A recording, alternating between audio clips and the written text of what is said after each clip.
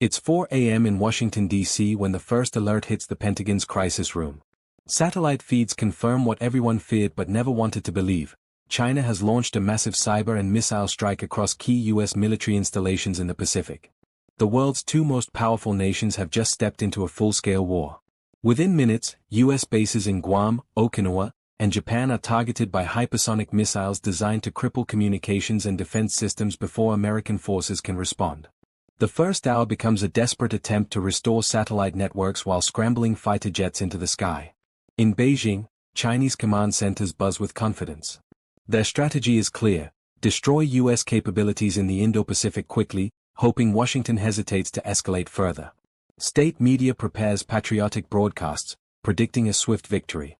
By hour 2, the U.S. Pacific Fleet activates emergency war protocols. The USS Ronald Reagan Carrier Strike Group attempts to reposition away from possible missile lock ONS. Submarines begin silent movement toward the South China Sea. Hour 3, global markets crash. Panic spreads across social media as millions of Americans wake up to emergency broadcasts. President of the United States prepares to address the nation from a secure bunker. Air Force One stands ready for evacuation. Hour 4, the U.S. begins counterstrikes. B-2 stealth bombers take off, aiming to neutralize Chinese radar and command hubs. Cyber warfare erupts as American teams target China's power grids and financial systems. Hour 5, Taiwan braces for invasion as Chinese amphibious forces assemble near its coastline.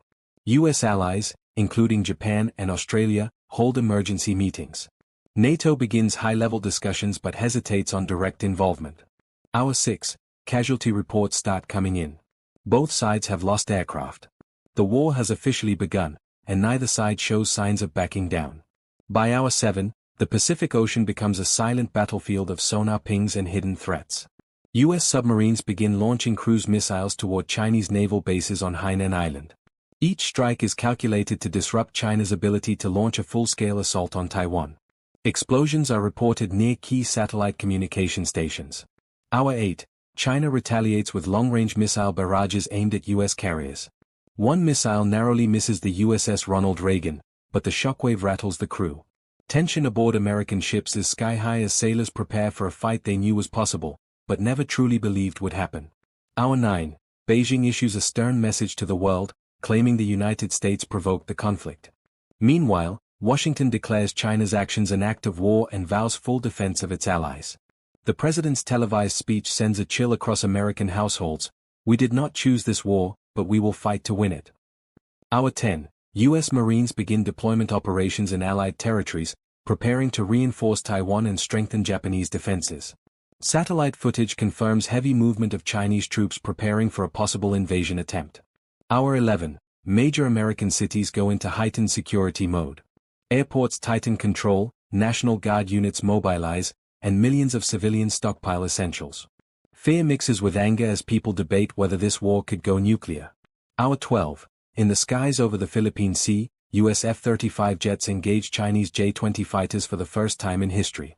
Dogfights erupt in high-altitude silence, broken only by missile locks and evasive maneuvers.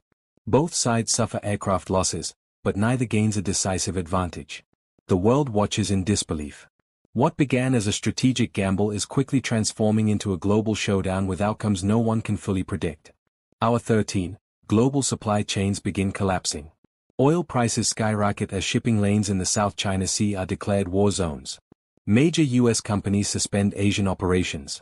Wall Street halts trading after historic market crashes send panic across the financial sector. Hour 14, in Shanghai and Los Angeles, citizens rush ATMs and grocery stores, fearing prolonged conflict.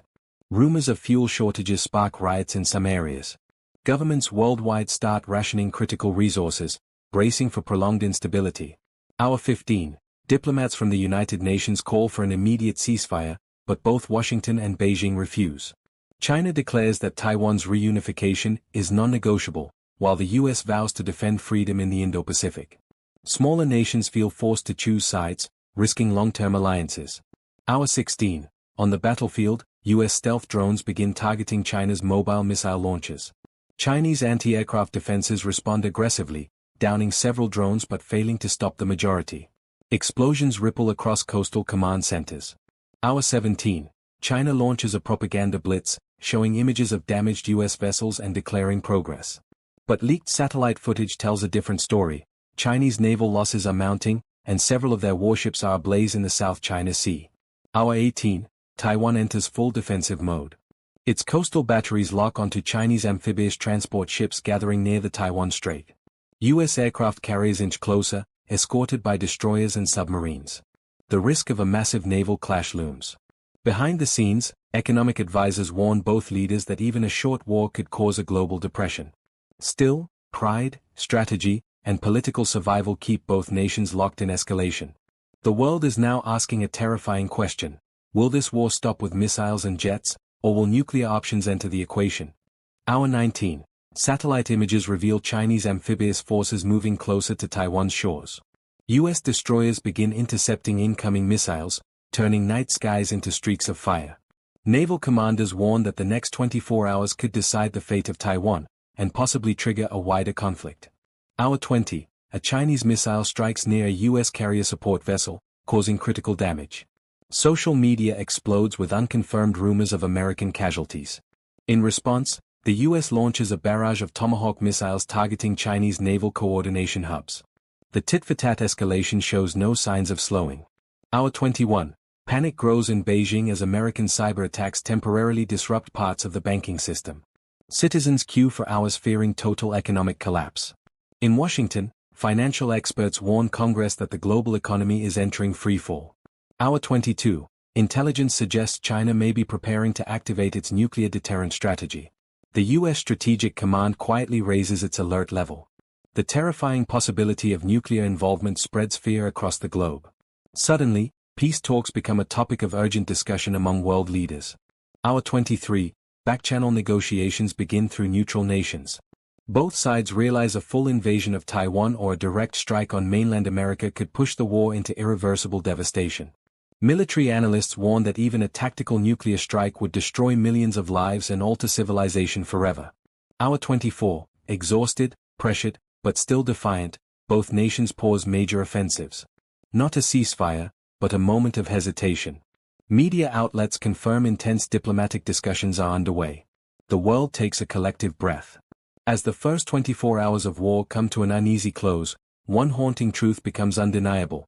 In a conflict between the United States and China, there is no true winner.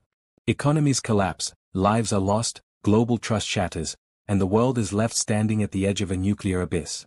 Because in this kind of war, the question is not who wins. It's who loses the least.